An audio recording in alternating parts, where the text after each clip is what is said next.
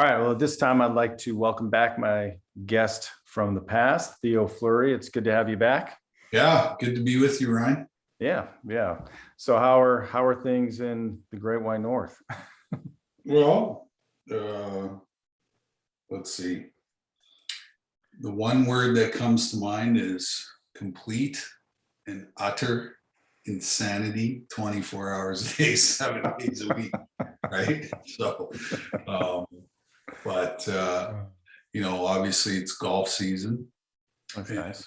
I've traded the 200 by 85 square box of Happy Place to 25 acres of green golf, right? Yeah. That's my sanity. That's my new obsession and my new Outlet or mental wellness space, right? It's like yeah. it's where I go to meditate every day. This is the golf course, right? Mm-hmm. Because in golf, because it's extremely hard sport, the object of the game is to hit the ball in the middle of the club face, every time. And if you're not mentally there, it can be a very difficult game, So yeah, but I love it. I'm approaching 100 rounds already this summer. Oh, nice. Yeah. So yeah, there's a lot of dopamine and serotonin in that too. So. Well, I would say whenever I play, I don't play as much as that, but I mean, if you just hit that one good shot, it's enough to bring you back, right? Yeah, that is a big dopamine hit right there when you do that. Yeah. I was actually up visiting family. My mom actually recently passed away. So we were up there and played with I have four brothers. We played around together, and two of them are pretty good. They golf in the 80s. I golfed in the hundreds, so I'm not quite to where. Where did you play? So I grew up in Cardston area. So yeah. We played. Have you ever played that course? They got a nice course there. Yeah, it's a nice little course. Yeah. Well, that's where I go to do my sweat lodges. Oh, you do? Oh, yeah. you do? Oh, okay. I didn't know that. You should have told me you were there. I would have hooked you up with Arnold. And went and sat in the sweat lodge. I probably could have used it for while I was up there. So, but yeah. Sorry to hear about your mom. Well, thank you. So, all right. Well, so as you've been making the rounds, you've been a busy guy, definitely with your podcast and kind of just your own stuff that you're doing for healing. I guess what have you been seeing in the world as far as trauma goes? I know that's your specialty. So what have you been seeing recently with that? Well, I don't know if I mentioned it on the last podcast, but COVID is the most traumatic thing that's happened since World War II. Mm-hmm. So, those of us who already have been traumatized, we just add another layer of trauma, right? And not only that, we've been isolated. We've been living in fear, and as an empath, when I leave my house every day, it's like the anxiety of the whole entire universe just about knocks you over, right? Because they say if you think about the past, that's depression. If you think about the future, that's anxiety. And we're living in a very high state of anxiety because we don't know what the future looks like, right? Nothing is normal. The new normal sucks. So I'm getting a lot of people who, are reaching out in high states of anxiety. A lot of people who are having suicidal ideation, that kind of stuff. So a lot of addiction stuff. People are using, whatever they can to cope, during this time. So, I had to pivot after COVID hit because I couldn't travel, I couldn't speak, and but that's slowly coming back. I've been able to do some events, in the last little while, but I pivoted to online.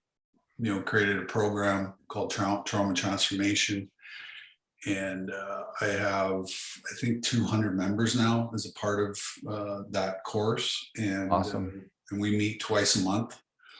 online on Zoom, and Mhm. some of the transformation I've seen has been absolutely incredible. Mhm. I subscribe to the model that vulnerability creates safety, and then once you have safety, that's when the magic of healing happens. And I've seen some incredible things in our group, and what I love about it is, when the light bulb goes on for one person, then they want to help somebody else have that light bulb moment. So I love the peer-to-peer, counseling model, and I'm, always honored to facilitate, whatever conversation they want to have. Yeah. No, it's great. There's lots of great things in there. And like you said, I see the same thing, lots of trauma, lots of anxiety. And that is, one thing you mentioned with that, it's just, it really is hard for people to predict the future because things are just constantly changing where, you're told, hey, if you get the vaccine, everything's going to be fine. Okay, everything's not fine. So now we don't, it's like, so people just don't know where to put their faith or trust or feel secure or how to Yep. feel secure. So it's really causing a lot of Well, that problems for sure. you you said the key word, faith, Yeah. right? Um, a lot of people in recovery, whatever they're recovering from or surviving from or whatever. I always find that the people that don't have a recovery program based in some sort of spirituality will always struggle. Mhm. It's just as simple as that. And so, believe me, over the last 2 years, I've been praying lots putting my spiritual practice into action. Yeah. It's Well, the only thing. It's the only thing that keeps me sane. Honestly, right. it's the Mhm. only thing that keeps me sane. And part of spirituality is helping people, right? That's a big part of it. And I'm very blessed and fortunate that people do reach out on a daily basis, and I'm able to be there to uh, listen more than anything else, right? Yeah. Yeah. 'Cause Well, but I a think, lot of people want to vent, right? They want to mhm, vent, and you know as a as a facilitator and teacher and all that, I think a lot of people uh, in that position think they need to give advice, and I would say 9 times out of 10 you don't have to say anything other than just be there and be present and attuned to what they're telling you. right. You know, Yeah. and then say, do you want me to fix it, or do you want me to, to just listen, right? And a lot of times I'll just say, thanks for listening. Yeah, yeah. But I think also too, they have to see something in you, and obviously people do see something in you that you've done the work, and so there's something that pulls people to that. And like I said, there's that, like you said, there's that faith aspect, and just kind of like, but people are looking for a place to feel secure, a place to feel like they can feel understood, and so the fact that you offer that is great. But I like, because I think what I see too is that there's this sort of division. There's people out there that are really like reeling and and struggling with so many things, but when people come into even my office or they see you, it sounds like they're really also too focused in on like, okay, I really need to find myself or find, like they're more, I think they're more focused and more dedicated to the therapy process because there's so much going on around them that Yeah, it's like, hey, I've got to get what I got to get something yeah, straight here, yeah, so absolutely. I've seen people be more dedicated to the process for sure. Yeah, well, we're seeing an awakening, right? Hmm. Um, I think we've been disconnected from the universe for a long time, because it's all about material things. It's all about getting the most toys, and the job, the country club, the gymnastics club, the AAA team or whatever. And people, I think, have really sort of been able to reflect and realize what's important. And if you're not well, then the whole thing kind of topples and crumbles. right? Mhm. And so, that's probably why you're seeing more people that are, willing to do the work, right? Because if you don't do the work, nothing's going to change, right? Yeah. So you got to do the work. Yeah. And, a lot of people don't want to do the work because it's fucking ugly, Yeah. shitty, but, Yeah. but, but on the other side of the coin, when you do that work, it gets pretty amazing on the other side, Yeah, for sure. right? Yeah. The other thing you said though too that I think is important to point out as far as like, just that buildup of like people, acquiring things or having things, or that's been our focus.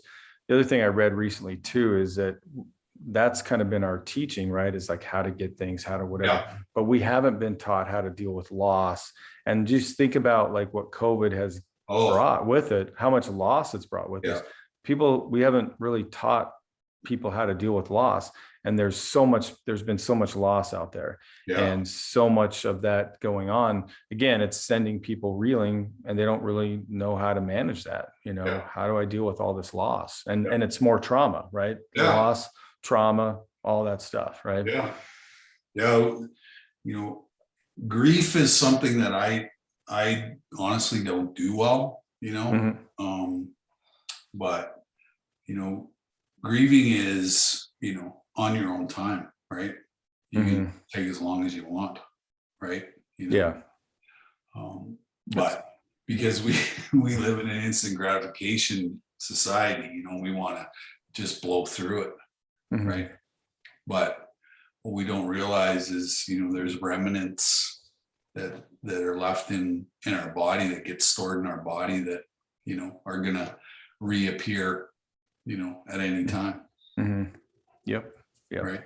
Yeah. Yeah. It's going to be with us and we have to learn how to, you know, accept that and work through it. And like I said, just it's a Yeah. part of us, but, it's a process for everybody. And some people do it well, some people don't. Some great advice that I learned recently was that, sometimes with grief too, we're going to be in the dark and sometimes we're going to be in the light, and it's okay. There's not a right way or wrong way. It's just sometimes that's where we're at. Yeah. Well, So I think accepting that it's okay sometimes to not be okay, right? mhm. We sometimes have, that's why I wrote a chapter in my book, Conversation with a Rattlesnake, sitting in your shit, right? Sometimes you gotta sit in your shit, right? You know, Yes. Mhm. and, for me, doing that sober was, let me just say it was interesting, right? Because I'm actually, feeling sadness, feeling loneliness, emptiness, anger, resentment, all those things. But in the past, I would just drink myself into oblivion so I didn't have Mhm. to deal with it. Mhm. Right. And now that I've dealt with it, accepted it, realized that it was actually a gift, life's Yeah. good. Yeah. Right. Throw Yeah. whatever you want at me because I have adversity and resilience. Mhm. Right. And Mhm. And those are two things that trauma gives us, is Yeah. adversity and resilience, right? Yeah. And when you have resilience, it's like, fuck, bring it on, throw whatever you want at me, I'll figure it out, right? Yeah, I mean, we should, like I said, with resilience and that, it kind of gives us this idea like I will be able to get through it. Now I'm just getting through it in a different way, right? Yeah. Hopefully I'm not using drugs or alcohol to get through something. I'm getting through it by, you know, Yeah. getting through it, Yeah. dealing with Well, it. So, I'm being honest, right? mhm. I'm being open and I'm willing, right? Yeah, yeah. That to me, those three things always stood out to me in 12 step because that's what they talk about, honesty, openness, and willingness, right? And Mhm. when you grasp onto those three concepts, like here's the thing about telling a lie is the lie has to last the rest of your life. But eventually you're gonna get caught, Right. That's just the nature of lying, right? Is you can't keep your story straight. So, be vulnerable, admit, admit Mhm. that I was wrong or I did something, that I shouldn't have been doing. And then it's done. Like, Yeah. you clear headspace, by doing that. Mhm. Right. Mhm. Or, that's why I love making the amends process. Right. Yeah. And in the thing, it doesn't say, I just got to go out and say sorry to everybody I've hurt. You have to be willing. That's it. Mhm. And if the opportunity presents itself, and as long as you don't do any harm to the person by telling them the truth, right? Yeah. Yeah. Yeah. It's good. Yeah. Yeah. So something you said earlier about just kind of wanted to kind of go back to, you mentioned like this notion of gifts. Something I've heard you talk about before, just like how for us to kind of have the perspective, there's always gifts in the pain and suffering. So what, I don't know if you want to just kind of share about that, or what's your kind Yeah. of take on that part of it? Well, for so long, I used it as an excuse to be a victim, right? Mhm. And, where did the victim role get me? Well, I had a gun in my mouth, right? And I was willing to take my own life because I couldn't deal with the emotional pain or emotional baggage or whatever. But couldn't pull the trigger. So I'm like, okay, well, guess you want to live. Now I what? guess you I guess Yeah. you want to live, Mhm. but you gotta make some changes, right? Mhm. And when I started to make the changes, I started to fulfill my purpose, right? Mhm. Because the universe or God or all or Buddha or whatever you want to call it gives us these things so that we learn. And then when we learn, it's an opportunity for us to, help other people. And, I felt like I was the only one who was sexually abused on the planet. Well, when I found the courage and the strength to tell my story, holy shit, not only was it not uncommon, it's extremely common, Mhm. right? And then I found my tribe. I found my people, right? Yeah. And those people helped me heal, right? Yeah. Yeah. Because if you internalize it and try to do it on your own, it's a fucking shit show, like Yeah. of epic proportions, right? Mhm. And because I grew up playing a sport where vulnerability was like no, right? But I realized that by being vulnerable, it eventually got me to the place that I needed to get to find the people that I needed to heal with, Mhm. right? Because you Mhm. can't do it on your own. You cannot do this on your own, right? Yeah. So Yeah. yeah, That's a big part of it for sure. Like reaching out and being able to, like you said, be vulnerable and have that. So as far as like the gifts in the suffering, then is that just, I mean, part of that for you, just the gift of knowing, like, I guess the gift of kind of having the sense of purpose that now I'm in this place of helping. I mean, what have, what have been the gifts for you looking back on it? yeah, that's it. Just, The gift is the resilience is the gift. mhm. Uh, the ability to share is a gift. The ability to help is a gift. And um, and I learned things like compassion and empathy and forgiveness, and those were never part of my vocabulary ever, Mhm. right? And there was a certain amount of willingness to just go with the direction that they were pointing me in, because before I would always balk at that opportunity because I was so full of fear of judgment, of all those things. And I finally just said fuck it, because Mhm. I just want to get better. Whatever better looks like, I'll figure it out as I go along, right? Because if I Yeah. don't do the exercise, if I don't do the work, then I'm not gonna experience, because what's the ultimate goal in this space? Peace, joy, happiness, and serenity. And how the hell do I get there? Because I have all this trauma, right?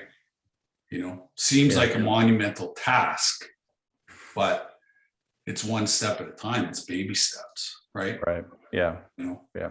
Because if you take leaps and bounds, you don't learn anything. You're going to repeat it. So if there's a little bit of pain and anguish and suffering along the way, that's the learning part. Right. Right. That's the learning part. The uncomfortability is the learning part, because we so want to run away from those negative emotions. Like, we do not want to feel, experience, have those emotions. But in order to get better, you have to, like, I could never identify if I was happy, sad, mad, or glad. I couldn't fucking identify it. Nothing. And what was interesting when I was writing the second book is whenever we got to a place where, Kim was asking me about feelings, nothing. Like, it was nothing. Or I'd run out of the room and have to go have a cigarette. You know what I mean? It was just like, there was nothing, like nothing was registering, because I had run away from feelings for so long that there was no identifying nothing. Yeah. Right. Yeah. Yeah. No, I had that. All I knew was anger. That was it. I knew anger. That was easy to access. Right. Why? Anger, because it was my protection. Right. Right. You're not going to get in here, because if I let you in here, guess what? You're going to hurt me. Right. Yeah. Yeah. The anger was like the shield. Yeah. Push it away. Yeah. But what was really going on? Fuck, I was sad. Really, really sad. Yeah. And it wasn't until I was able to tap into that sadness that the anger started to subside. Right. Yeah. Well, and that obviously, going back to vulnerability, that takes vulnerability, but it's interesting you say that too. I had a client yesterday that said the same thing. I mean, he's like, I think that feeling stuff is where I really need to focus. I'm like, yeah, I think it is. Yeah. But his thing too, I mean, he used the word anger too. That's what he knows. Or his other thing was just avoidance. Like, if there was something that bad happened, he just fled, he just fled the situation. I just got to get out of it. I'll just move. I'll move to Denver. I'll get away from here. I'll do this. So it's like, I'm either avoiding or I'm angry. I'm not ever really dealing with, like you said, the sadness or whatever's behind that. I'm just, I'm not that stuff's, uncomfortable. Well, that's probably why I have a problem with grief. Yeah. Grief is sadness. Right. So, yeah. Well, a couple of things you mentioned in there too, just as far as like some of the gifts that come, and the words, I think, were very powerful in the sense of just what we think about society needs. Like you use the word compassion and empathy and understanding. I mean, those are some great things as far as like healing goes, that are so important, I think, when you're on the other side of it, to what people are looking for as far as, their own need for healing, right? When they feel that sense of compassion. So those gifts that we can give people, because, something I just want to kind of like a side note, because I just think it's important as far as like I said, that the gifts and compassion. When my mom passed away a few weeks ago, I had to speak at her funeral, and I was trying to encapsulate some things just about her, like what she had gone through. Because, she had an abusive dad. She was married to my dad for 30 plus years. He was an addict, and she endured that, as long as she could. But she was also a nurse and helped many people through their pain. And somebody sent me a message, and this is what they said. I think it just really encapsulates this notion of gifts in our pain. She says, your mom truly understood suffering and then used that suffering and knowledge to help soothe it in others.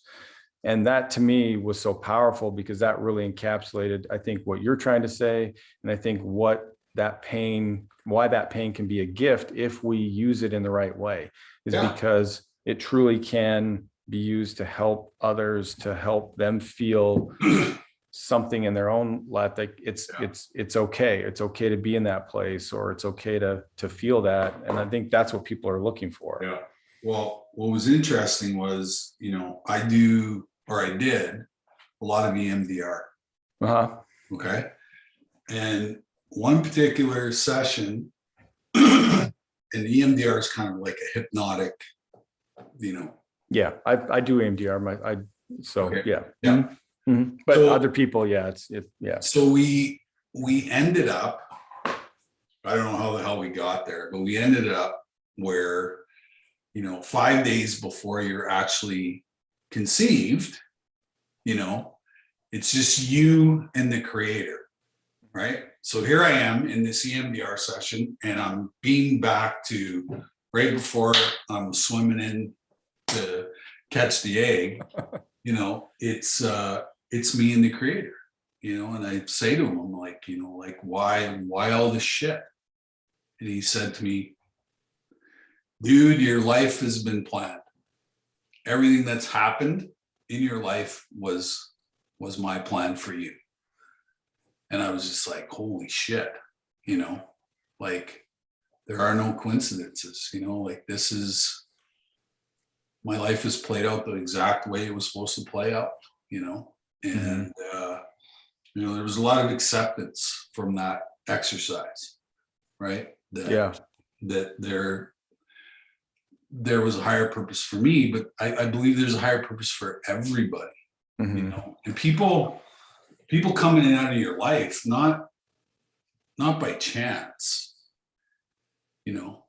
everything happens for a reason, and I've witnessed, that theory firsthand, working with, sorry. That's right. Working, working with people. I've seen them, just show up and show up as themselves, like their raw selves, and put this stuff out into the universe, and just watch them heal, and where the shame dissipates in like milliseconds. Yeah. Right. So it's wild to see it. It's wild to watch. I'm sure you see it all the time when people get rid of their shame. Yeah, it's pretty great. I mean, it's, from the EMDR standpoint, it's pretty amazing when you see somebody go through something kind of like, whether it's like you described or whatever. But I think the other part that for people to understand too, it's like, part of that acceptance for you, like, I don't know what the negative belief was that was attached to that, but a lot of times in our trauma, there's that negative belief, whether it's I'm not good enough, or I'm a failure, or something that's just kind of along with the shame. But then as you kind of go through that process, part of that acceptance, like that you were talking about, is also the acceptance of, oh, I am good enough. I am valuable. I am important. I am worthy, and so the EMDR is not only helping you work through the trauma, but it's helping you to shift that negative belief that is often filled with shame into something more positive that is, hey, like I said, I am good enough. I am worthy. I do have a purpose.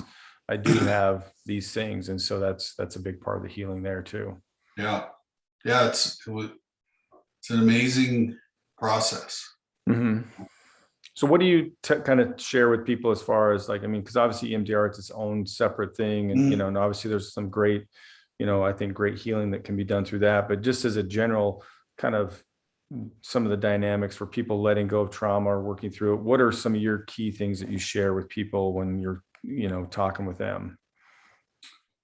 Well, I think the biggest challenge is to, shut off the brain, right?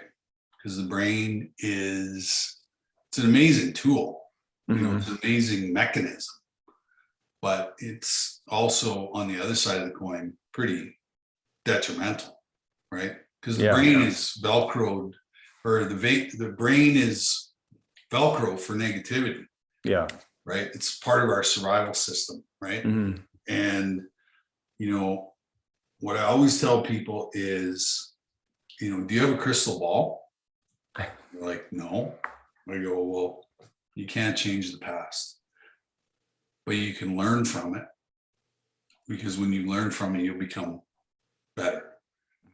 And if you can get into your heart space, you know, that's where you want to live, right?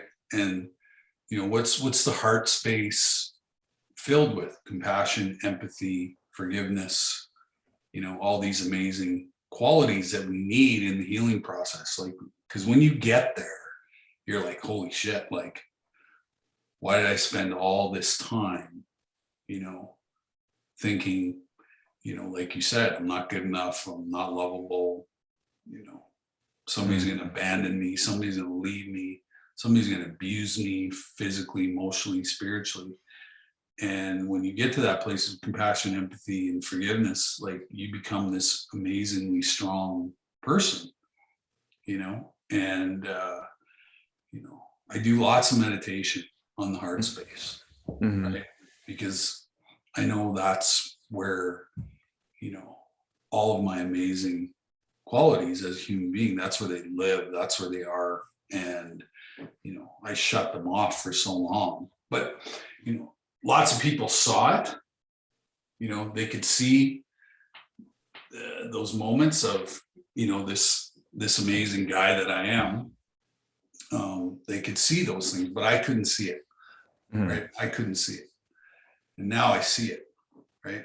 Yeah. I see that I'm worthy. I see that, you know, I matter, and you know, people are attracted to, you know, my energy. Right? So yeah.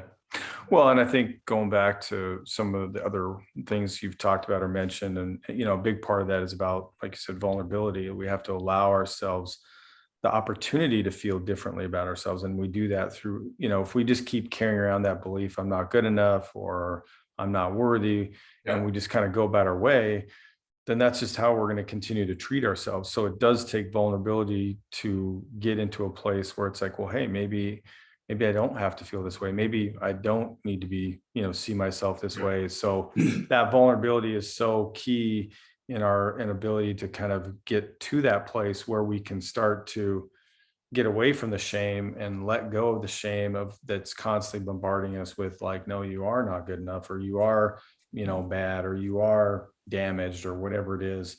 And that's, you know, that's huge for that, you know, as far as, you know, going through that process. So Yeah, it's, you know, there's 10,000 ways to heal, right? And you know, if you're willing to do whatever it takes, you're gonna eventually find, you know, your formula, right? But if you allow those belief systems, which are taught from experiencing trauma, you know, you're never going to get out of that cycle, right? You know, it's like, go do a yoga class. What? Just go. Just go with an open mind and try it, you know, or go do some EMDR, or, you know, do some sound therapy, or, you know, go sit in a sweat lodge, or, you know, whatever. Just try. Try something till you feel something that makes you feel peaceful, you know, right? Whatever that looks like, you know. yeah, Right? yeah. Well, I mean, people are unwilling to try. yeah. You know? Well, and I think it doesn't because big pharma has taught us, hey, you know, there's a magic pill. Well, no, I've tried all the magic pills, you know, and it was a band-aid, you know. And once I took a look at the whole pie instead of just one piece of the pie, you know, it's spiritual, emotional, and physical, right? And I need to work on all three things, because all three things need to live in harmony so that I can experience peace, joy, happiness, serenity, right? If I leave one of those things out, it's gonna be hard. Yeah. Yeah. Well, I like what you said too about, like, just doing something simple, because I think a lot of times people don't recognize too just the fact that what they're really up against and how simple it can just be, because the thing about, going and doing yoga or doing something like that for yourself, it's also about the commitment to yourself that what you're doing is of value and you're worthy to do that. I know you had a post a little while ago about the book that's out there now, How to Do the Work, by the what's her name? Dr. Nicole LaPera. She's on the Instagram though. She's the holistic psychologist, and how people don't want to push that book out because there is just a lot of natural ways to heal. Oh yeah. And one of the things that she talks about in that book is just how one of her clients, she just made a commitment to herself initially to drink a glass of water every day before she had coffee, because it was just doing something healthy. But she was also making a commitment to herself that she would do that. And that was the starting point of healing. And we don't look at that and think, well, how did that lead to healing? But it was more about her committing to herself, her doing something for herself, and just having a starting point, Well, it was a shift. Yeah, It right. was a shift in, thinking, routine, right? All that stuff. Because we get, it's like, if I go to the golf course every day and I practice bad habits and then I go out and shoot like 90, I'm like, what the hell am I doing? Well, I'm practicing bad habits, right? Yeah. So I need to practice good habits, so that I can play well, right? It's no different in life. If I'm practicing bad habits, if I'm out drinking, staying up till 4 o'clock in the morning, getting up at 6, going to work all day, yeah, I'm no good to anybody. Right. Right. I'm just going to burn myself out. Right. So it's about creating good habits, and creating good habits is on the holistic side of, this the healing, this journey that we're on. Right. Not a lot of people, there's a lot of stigma attached to holistic healing, right? But they've been doing it for what? Since the beginning of time? Yeah. Yeah. Right? Right. So, and hanging out with a medicine man, which I get to do, he tells me that every cure to every disease is like right in my backyard. Plants that are in my yard, the sweetgrass, the sage, all that stuff has healing properties, because our body knows what to do with stuff in its natural state. Doesn't know what to do with synthetic version. Right. Doesn't know. Right. Yeah. It's in the moment it helps with what we're feeling, but in the long term, that stuff becomes sludge. And where does it have to filtrate through? Our kidneys, our liver, and our intestines. So we have an inflammation, problem on the planet, right? And when you get rid of the inflammation, get rid of all the synthetic garbage that we're putting in our body, our mental health is going to be exponentially way better, because our bodies aren't overworking to get rid of this shit that we put in our body. Right. We become in a natural flow, a natural state, and we have less problems, mind racing, brain fog, can't sleep, all that stuff is the inability not to sleep is something I would not wish on my worst enemy, because I lived in that space for a long time. The inability to be able to shut my brain down and go to sleep. Yeah. Some people look at it as like, oh, like to be able to do more in a day, but like not sleeping is such an impactful thing on our well-being. And it just, the domino effect that it has on everything else is just, it's. So. Hungry, angry, lonely, tired. Right. Right. Trigger. Right? Oh yeah, huge. Somebody looks at you the wrong way and you're snapping. Yeah, triggered. Yes, definitely a lot of stuff there. So, all right. Well, any other kind of like things as far as trauma, then healing, anything you'd add to what we've already kind of talked about as far as maybe people that are, in that place, what they might need or what could be beneficial to them as far as their own process? Well, the one I mean, thing there's that some, comes to mind is if you're struggling, guess what? You're in the majority, not the mm, minority. You know, mhm, you're not going to go through life without having challenges. yeah, But those challenges are teaching you something, mhm, teaching you something about yourself that you need to learn, right? yeah, It's like I would say 99.9% of the people I work with don't feel good enough, mhm, right? mhm, Which means you got to change that internal message, right, because we are all good enough. We all deserve peace, joy, happiness, and serenity, right? yeah, And the struggle is, the universe telling you that you need to fucking work on this shit. mm. Because if you don't, I'm going to bring it back to you again until you get it, Yeah, right? Are you sick and tired of being sick and tired, yeah, right? mhm, And you don't have to suffer. You don't have to suffer if mhm, you don't want to. You don't have right, to. There's lots of people out there that are willing to help, mhm, right? yeah, And you live in that space. I live in that space, right? I'm mhm, here to help. I've dedicated the rest of my life to eliminate pain and suffering on the planet, yeah, right? yeah, And ultimately, what do?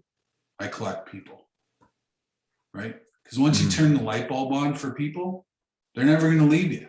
no, They're never going to leave, right? yeah, yeah, It's they're, like it's they're like connected to you for sure. yeah, it's like Mhm, you know, you're their safe place mhm, where they know they're not going to be judged, ridiculed.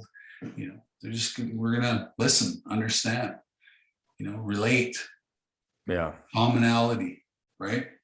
right, And you're going to remind me where I used to be, right?